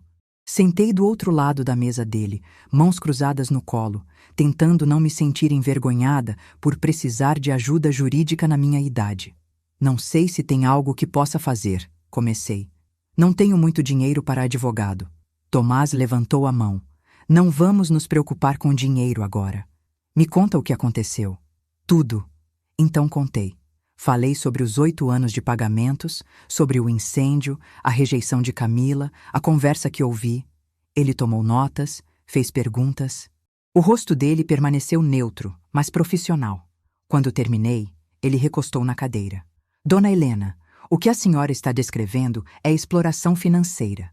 É mais comum do que a senhora pensa, especialmente com pais idosos. Não sou idosa, disse automaticamente. Ele sorriu gentilmente. A senhora tem 70 anos. Em termos legais, isso qualifica. E também significa que a senhora tem certas proteções sob a lei, pelo Estatuto do Idoso, mas dei o dinheiro de vontade própria. Não tinha contrato, nenhum acordo escrito. É verdade. E isso torna recuperar o dinheiro muito difícil na justiça brasileira. Doações voluntárias são difíceis de reclamar de volta. Ele se inclinou para a frente. Mas não é isso que a senhora quer de verdade, é? Pensei sobre aquilo. Queria o dinheiro de volta? Não, disse devagar. Só quero que eles me deixem em paz. Quero paz. Com isso posso ajudar. Tomás explicou minhas opções. Uma notificação extrajudicial. Documentação legal estabelecendo que não devo nada a Camila e André daqui para frente. Se continuassem a me assediar, poderíamos buscar medidas mais severas. Quanto isso vai custar? Meu valor normal para um caso assim seria uns R$ 1.500. Ele viu meu rosto cair, mas Sônia garantiu por você, e acredito em ajudar pessoas que precisam. Me pague 500 agora. A gente acerta um plano de pagamento para o resto. Só tenho uns 300 na minha conta. Então, me pague 300. A gente resolve o resto depois. Quase chorei. Por que você está sendo tão gentil comigo? Tomás sorriu. Porque minha avó estava numa situação parecida 20 anos atrás. Um advogado ajudou ela sem cobrar nada. Só estou passando adiante. Fiz um Pix para ele de R$ 300. Me deixou com menos de R$ 50 no meu nome, mas valeu a pena. Na semana seguinte, Tomás e eu trabalhamos juntos na carta. Ele me fez documentar tudo. Imprimi extratos bancários do computador da biblioteca. 8 anos de transferências, cada uma delas. Somamos tudo juntos. Ano 1 e 2. 2.000 por mês vezes 24 meses, igual a 48.000. Ano 3 e 4. 2.200 por mês vezes 24 meses, igual a 52.800. Ano 5 e 6. 2.300 por mês vezes 24 meses, igual a 55.200. Ano 7 e 8. 2.400 por mês vezes 20 meses, igual a 48.000. Total, R$ 204.000. Encarei o número no papel. R$ 204.000. Isso está certo? Sussurrei. Tomás checou a matemática de novo. Está certo. Tinha dado à minha filha mais de R$ 200.000 em 8 anos. Isso era o preço de um imóvel. Recostei na cadeira, coloquei a mão sobre a boca. Tomás esperou pacientemente. Fui tão burra, finalmente disse. Você não foi burra. Você foi generosa. Tem uma diferença. Pessoas generosas não acabam sem teto. Não, mas pessoas que são exploradas às vezes acabam. Terminamos a notificação. Tomás leu em voz alta para mim. Era formal, legal. Listava cada transferência, incluía cópias dos meus extratos, declarava claramente que todo o suporte financeiro tinha acabado permanentemente. O parágrafo final dizia que ficam os senhores notificados a cessar todo contato com a senhora Helena Pereira e que qualquer assédio futuro resultará em medidas judiciais cabíveis, cíveis e criminais. Este assunto está encerrado. O que você acha? Tomás perguntou. Acho que está perfeito. Enviamos por correio com aviso de recebimento. Camila e André receberiam em 3 dias. Enquanto esperava a resposta de Camila, algo inesperado aconteceu. Comecei a construir uma vida. Sônia me arranjou um emprego na escola onde ensinava. Só 2 dias por semana. Ajudava na biblioteca, organizando livros, lendo para o jardim de infância. Trabalho simples. Pagava um salário mínimo proporcional, uns 200 e poucos reais por mês. Não muito, mas era meu. As crianças eram doces. Elas não ligavam se eu era velha ou pobre ou tinha uma filha que não me queria. Elas só se importavam que eu fazia as vozes quando lia histórias. Uma menininha, Sofia, me lembrava de Camila naquela idade. Mesmos cachos escuros, mesmos olhos brilhantes. Ela subiu no meu colo na hora da história um dia. Você tem cheiro de biscoito, ela disse. Eu tinha ajudado Sônia a assar naquela manhã. O cheiro deve ter ficado no meu suéter. Tenho? Sorri. Minha vovó tem cheiro de biscoito também. Algo no meu peito rachou um pouco. Não tinha pensado em mim como vovó de alguém. Camila nunca teve filhos. Nunca pareceu querer. Mas essa menininha que não sabia minha história tinha acabado de me lembrar do que estava perdendo. Depois do trabalho, comecei a caminhar pela cidade. Era pequena, amigável. As pessoas diziam oi quando você passava por elas na rua. Entrei para um clube de leitura na biblioteca municipal. 6 mulheres, todas com mais de 60 anos. Elas se encontravam toda quinta à noite. No meu primeiro encontro, estavam discutindo um livro sobre sobrevivência. O que você achou, Helena? Perguntou Diana, uma enfermeira aposentada. Me identifiquei com a personagem, disse. Ser abandonada, aprender a sobreviver sozinha. As mulheres concordaram com a cabeça. Elas entendiam. Durante o café depois do clube, compartilharam suas histórias. O filho de Diana tinha roubado as economias dela, falsificou a assinatura. Ela prestou queixa, mas nunca recuperou o dinheiro. A filha de Beth não falava com ela há 6 anos. Alguma briga sobre herança. Beth nem lembrava o que tinha começado. Susana via os netos uma vez por ano se tivesse sorte. A nora tinha decidido que Susana era negativa demais para ficar perto das crianças. Éramos todas mães que tinham sido abandonadas de formas diferentes, mas tínhamos encontrado umas às outras. 3 semanas na minha nova vida, a resposta de Camila chegou. Tomás me ligou na casa de Sônia. Helena, um defensor público, entrou em contato comigo em nome da Camila. Meu estômago despencou. Ela foi na defensoria? Sim. Ela pediu mediação. Diz que quer pedir desculpas. Quer discutir reconciliação familiar. Sentei pesado no sofá de Sônia. O que isso significa? Significa que ela quer encontrar cara a cara. Conversar sobre as coisas. Não quero falar com ela. Entendo. Mas, Helena, acho que você deveria ouvir ela. Por quê? Porque você sempre vai se perguntar o que ela tinha a dizer se não for. Porque essa é uma chance de fechar o ciclo. Porque você pode ditar os termos. Meu escritório pode estar presente. Limite de 1 hora. Você não se compromete a nada. Você só ouve. Fechei os olhos. Quando? Sexta-feira, às 14 horas. Se você estiver pronta. Estava pronta para ver minha filha? Para olhar nos olhos dela depois de tudo? Eu estarei lá. Sexta-feira chegou rápido demais e devagar demais ao mesmo tempo. Me vesti com cuidado. Uma blusa bonita que Sônia tinha me comprado. Jeans limpos, meu cabelo penteado. Sônia ofereceu ir comigo. Sentar na sala de espera. Preciso fazer isso sozinha, disse a ela. Você é mais corajosa do que pensa, ela disse. Não me sentia corajosa. Me sentia apavorada. O escritório de Tomás ficava no 2º andar. Subi as escadas devagar. Cada passo parecia caminhar em direção a algo que não podia desfazer. Tomás me encontrou na porta. Você está bem? Não, mas estou aqui. Entramos na sala de reunião. Mesa pequena, 6 cadeiras. Sentei, coloquei as mãos no colo para impedir que tremessem. Exatamente às 14 horas. Passos na escada. A porta abriu. Camila entrou primeiro. Quase não a reconheci. Tinha perdido peso. Peso demais. As bochechas estavam fundas. Olheiras escuras sob os olhos. As roupas penduradas largas no corpo dela. Atrás dela, André parecia pior. Barba por fazer. Desgastado. Derrotado. Os dois pareciam ter envelhecido 5 anos em 3 semanas. Camila me viu. Nossos olhos se encontraram.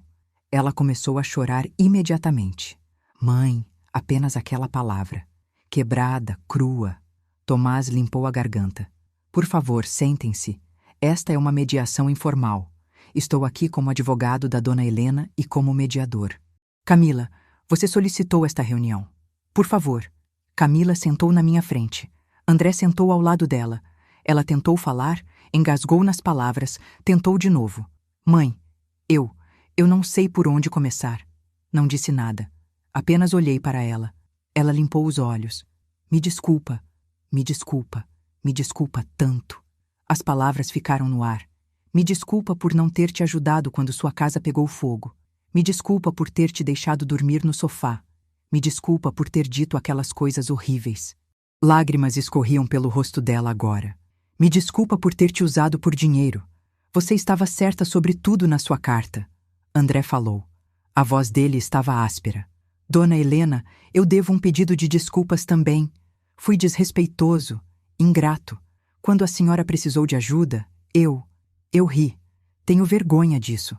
Camila continuou. Quando você foi embora e recebemos sua notificação, tudo desmoronou.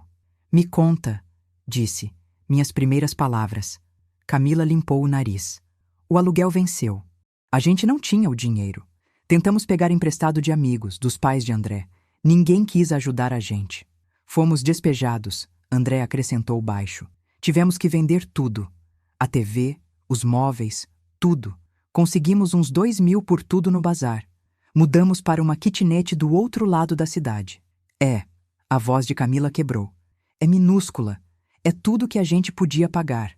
Estamos os dois trabalhando em 2 empregos agora, disse André. Estou num depósito durante o dia. Entrego comida de moto à noite. Camila está na loja e servindo mesas num restaurante. Camila confirmou com a cabeça. Estamos trabalhando 60, 70 horas por semana e ainda mal conseguindo pagar o aluguel. Ouvi, não senti nada. Eles estavam descrevendo a vida que vivi por 40 anos. Múltiplos empregos, mal pagando aluguel, exausta o tempo todo. Bem-vindos à realidade brasileira. Camila olhou para mim. Mãe, todo dia percebo o que você fez por nós, o quanto trabalhou duro, o quanto sacrificou. E você não percebia antes? Ela estremeceu. Não percebia. Eu achava que era obrigação. Achava que você tinha que nos ajudar porque você é nossa mãe. Tinha que, repeti. Sei como isso soa agora. Sei quão mimada e horrível eu fui. Você sabe? Inclinei para a frente. Sabe mesmo? Acho que sim. Então me diga, Camila. Me diga o que você percebe agora. Ela engoliu seco. Percebi que você nos deu tudo e nós te demos nada. Percebi que tratamos você como um cheque mensal. Se não fosse por esse cheque, não valeria nem a pena ter ela por perto, finalizei. Foi isso que você disse. Lembra? Camila fechou os olhos. Lágrimas frescas caíram. Você ouviu isso? Cada palavra. Mãe, eu não quis dizer. Sim, você quis. Minha voz estava firme, fria. Você quis dizer exatamente o que disse, porque se não quisesse, não teria dito. Silêncio. Tomás falou gentilmente.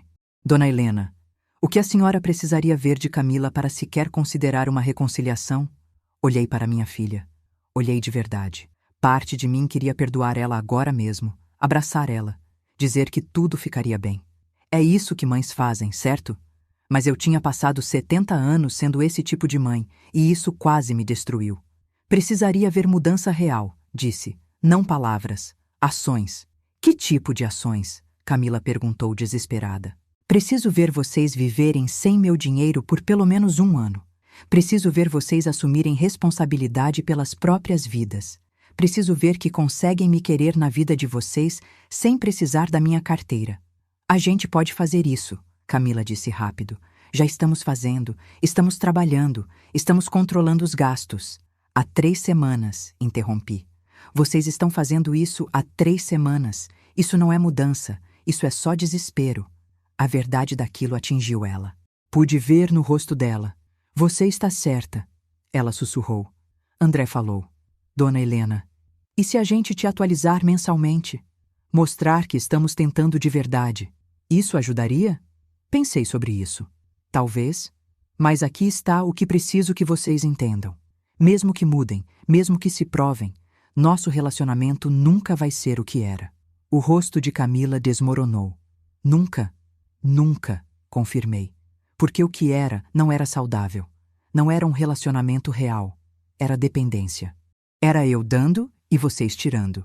E não vou voltar para aquilo. O que você gostaria que fosse? Camila perguntou. Não sei ainda. Algo novo. Algo construído em respeito mútuo em vez de necessidade. Algo onde eu sou uma pessoa, não um recurso. Tomás interveio. Gostaria de sugerir um acordo. Camila e André se comprometem a não pedir dinheiro por 12 meses. Eles mandam atualizações mensais por e-mail, breves, factuais, sem drama. Depois de 12 meses, se Helena vir mudança real, eles podem discutir reconstruir o relacionamento.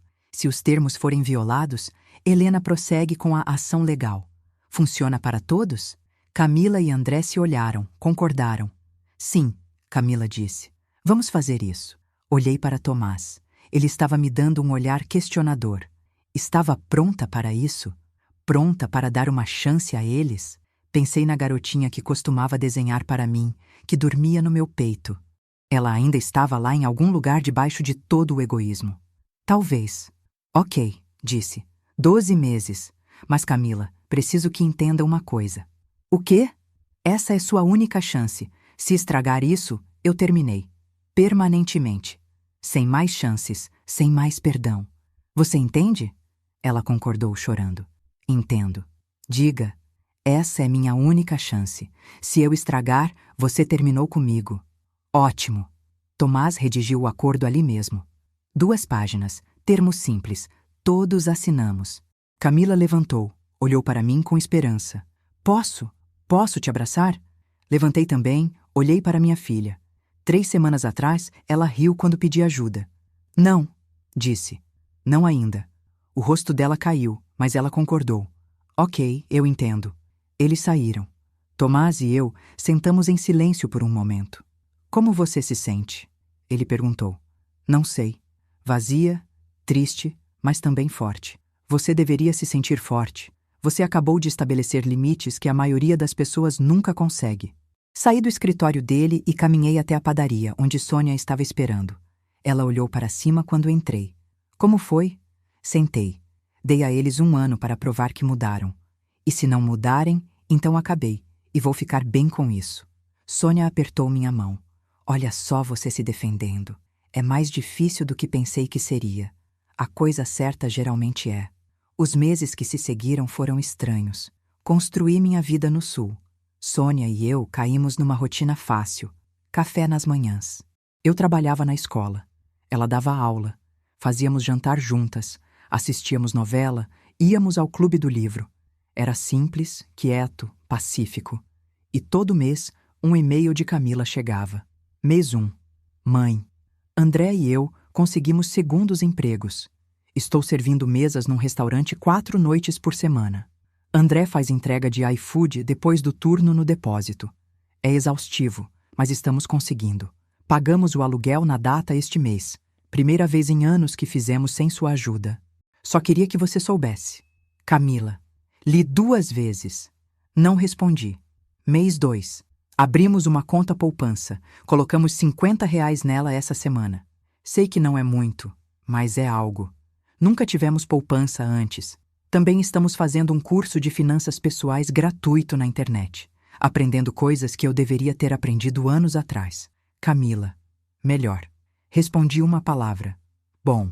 Mês 3. Mãe. Comecei a ser voluntária num abrigo de mulheres. Tenho uma mãe solteira lá, Sandra. Ela tem 38 anos, trabalha em 2 empregos, cria uma criança de 10 anos sozinha. Tenho cuidado da criança para ela poder descansar. Sem cobrar, só ajudando. Acho que estou começando a entender o que você passou. Camila. Esse me fez chorar. Respondi. Estou orgulhosa de você por ajudá-la. Mês 4. André e eu começamos terapia de casal popular. Estamos trabalhando nos nossos problemas, na nossa relação com o dinheiro, em como tratamos as pessoas. É difícil.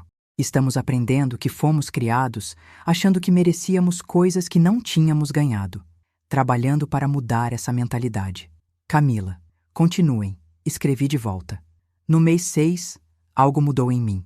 Percebi que não tinha pensado em Camila por um dia inteiro. Não porque não me importasse, mas porque tinha minha própria vida agora. Tinha amigos, trabalho, propósito. Não era mais apenas a mãe da Camila. Eu era Helena, uma pessoa por direito próprio. Dona Maria me convidou para entrar na horta comunitária dela. Cultivamos tomates e ervas juntas. Beth me ensinou a tricotar. Fiz cachecóis para o abrigo. Diana e eu íamos para a hidroginástica toda terça. Tinha 70 anos e estava finalmente vivendo para mim mesma. Mês 7 trouxe um teste. O e-mail de Camila foi diferente.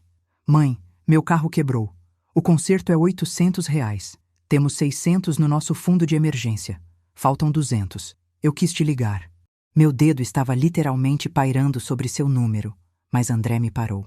Demos um jeito. Vou pegar ônibus para o trabalho por 2 semanas. Leva 1 hora a mais, mas vamos economizar os 200. Vamos consertar o carro sem te pedir. Estou te contando isso não para você se sentir culpada, mas para mostrar que estou aprendendo. Camila. Encarei aquele e-mail por um longo tempo. A velha Helena teria mandado os 200 imediatamente. A nova Helena escreveu de volta. Estou orgulhosa de você por resolver sozinha. Mês 9. É meu aniversário hoje. Faço 32. Você não ligou. Entendo o porquê. Doeu, mas entendo. André me levou num show gratuito no parque. Fizemos um piquenique. Foi realmente muito legal. Simples. Não precisamos gastar muito dinheiro para nos divertir. Estou aprendendo isso também. Camila. Eu não tinha ligado porque tinha genuinamente esquecido.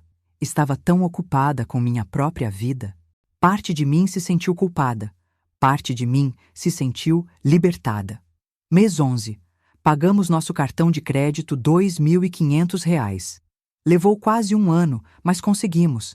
Ainda temos mais dívida, mas isso parece uma vitória. Também fui promovida a subgerente na loja. R$ 300 a mais por mês. Estamos vendo de mudar para um apartamento de 1 quarto. Podemos pagar sozinhos. Camila. Essa é uma notícia maravilhosa, respondi. Você deve estar orgulhosa. Mês 12. O e-mail final foi longo. Mãe, fez 1 ano. 1 ano desde que você foi embora. 1 ano desde que percebi o que tinha perdido. Quero que saiba que André e eu estamos bem. Estamos conseguindo. Temos 2.000 na poupança agora. Estamos pagando as contas em dia. Estamos vivendo dentro do que ganhamos. Comecei a ser voluntária no abrigo de mulheres 2 vezes por semana. Conheci uma mulher lá que me lembrou você. Mãe solteira trabalhando em 3 empregos, mal sobrevivendo. Tenho ajudado ela com compras, cuidando dos filhos, o que ela precisar. Acho que estou começando a entender o que você sacrificou. Nunca vou compreender totalmente, mas estou tentando.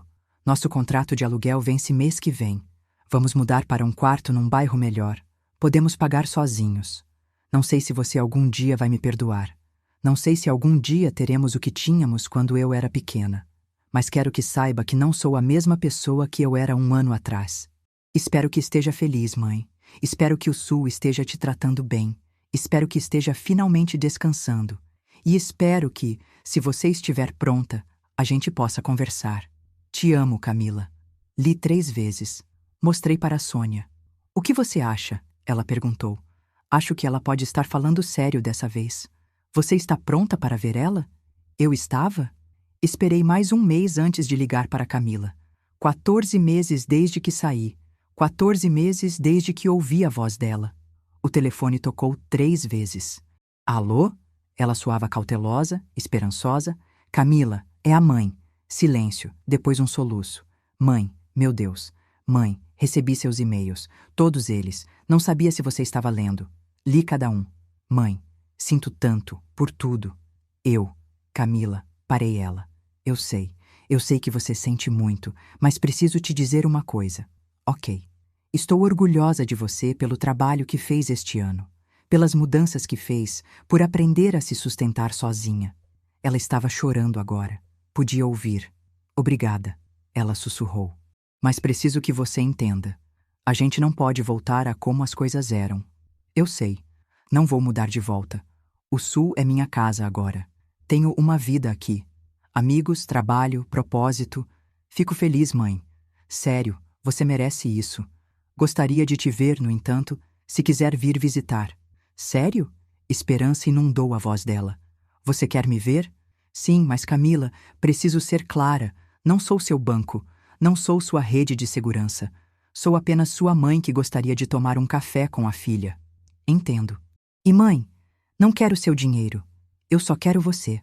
Conversamos por 1 hora sobre o trabalho dela, minha vida, a mulher que ela estava ajudando no abrigo.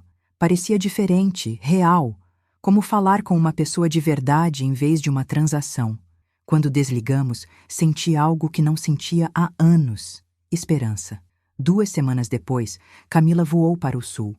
Ela tinha economizado por 3 meses para comprar a passagem de avião. Sônia me levou ao aeroporto para buscá-la. Está nervosa? Sônia perguntou. Apavorada. Quer que eu entre com você? Não, preciso fazer essa parte sozinha. Fiquei no portão de desembarque, assisti as pessoas saindo. Então a vi. Camila parecia mais saudável do que a última vez que a vi. Tinha recuperado um pouco do peso. Os olhos estavam mais brilhantes. Ela me viu, parou de andar. Ficamos ali a 6 metros de distância, mãe e filha. Então ela caminhou na minha direção. Oi, mãe! Oi, filha! Ficamos ali sem jeito, sem saber o que fazer. Então Camila perguntou se podia me abraçar agora. Pensei sobre isso, sobre tudo o que tinha acontecido, sobre o ano de crescimento, sobre os e-mails, sobre a mulher que minha filha estava se tornando. Sim, disse. Você pode me abraçar agora. Ela enrolou os braços em volta de mim, segurou firme e segurei de volta. Nós duas choramos. Senti sua falta, ela sussurrou. Senti sua falta também. O fim de semana foi bom. Não perfeito, mas bom. Mostrei a cidade para Camila. Apresentei ela para Sônia, para Dona Maria, para minhas amigas do Clube do Livro. Ela se enturmou bem, foi educada, respeitosa, ajudou a limpar depois das refeições sem ser solicitada. No domingo de manhã, tomamos café numa padaria no centro. Mãe, preciso te perguntar uma coisa. Ok, você pode me perdoar? Me perdoar de verdade? Pensei sobre isso. Estou trabalhando nisso. Alguns dias são mais fáceis que outros, mas sim, acho que eventualmente vou. E sobre nós? Podemos ter um relacionamento de novo? Estamos tendo um agora mesmo, não estamos? É, mas é o suficiente? Eu sou o suficiente? Estiquei a mão sobre a mesa, peguei a mão dela. Camila, você sempre foi o suficiente. Você só não via isso porque estava ocupada demais olhando para o que não tinha em vez de para o que tinha. Eu vejo agora. Bom, continue vendo. Terminamos nosso café, caminhamos pela cidade. Antes de levá-la para o aeroporto, ela me deu algo. Um envelope. O que é isso? Abre quando eu for embora. No aeroporto, nos abraçamos de novo. Dessa vez, pareceu natural. Vem visitar de novo, pedi. Eu vou. E mãe, você é bem-vinda para nos visitar também. Arrumamos um quarto para você. É pequeno, mas é seu se quiser. Vamos ver. Ela passou pela segurança, virou para trás uma vez para acenar. Acenei de volta. Quando cheguei em casa, abri o envelope. Dentro tinha um cheque de R$ 2.000 e um bilhete. Mãe, sei que você não quer isso, mas André e eu queremos começar a te pagar de volta. Não tudo. Sabemos que nunca conseguiríamos, mas alguma coisa. Isso é a nossa poupança. Toda ela. Queremos que você fique com isso. Não como pagamento pelo que tiramos, mas como prova de que estamos tentando. Mandaremos mais quando pudermos. Não porque te devemos, mas porque te amamos. Camila e André. Encarei o cheque. Sônia entrou no quarto. Você está bem? Mostrei o cheque e o bilhete para ela. O que você vai fazer com isso? Pensei sobre isso. Então liguei para o abrigo de mulheres, onde Camila era voluntária. Doei em nome de Camila e André. Quando contei para Camila mais tarde, ela chorou. Isso é perfeito, mãe. Obrigada. Obrigada por se tornar o tipo de pessoa que daria suas economias. 2 anos se passaram desde o incêndio. Tenho 72 anos agora, ainda morando no sul com Sônia. Compramos uma casa pequena juntas ano passado. 2 quartos, um jardim, um balanço na varanda. Ainda trabalho na escola. As crianças me chamam de vovó Helena.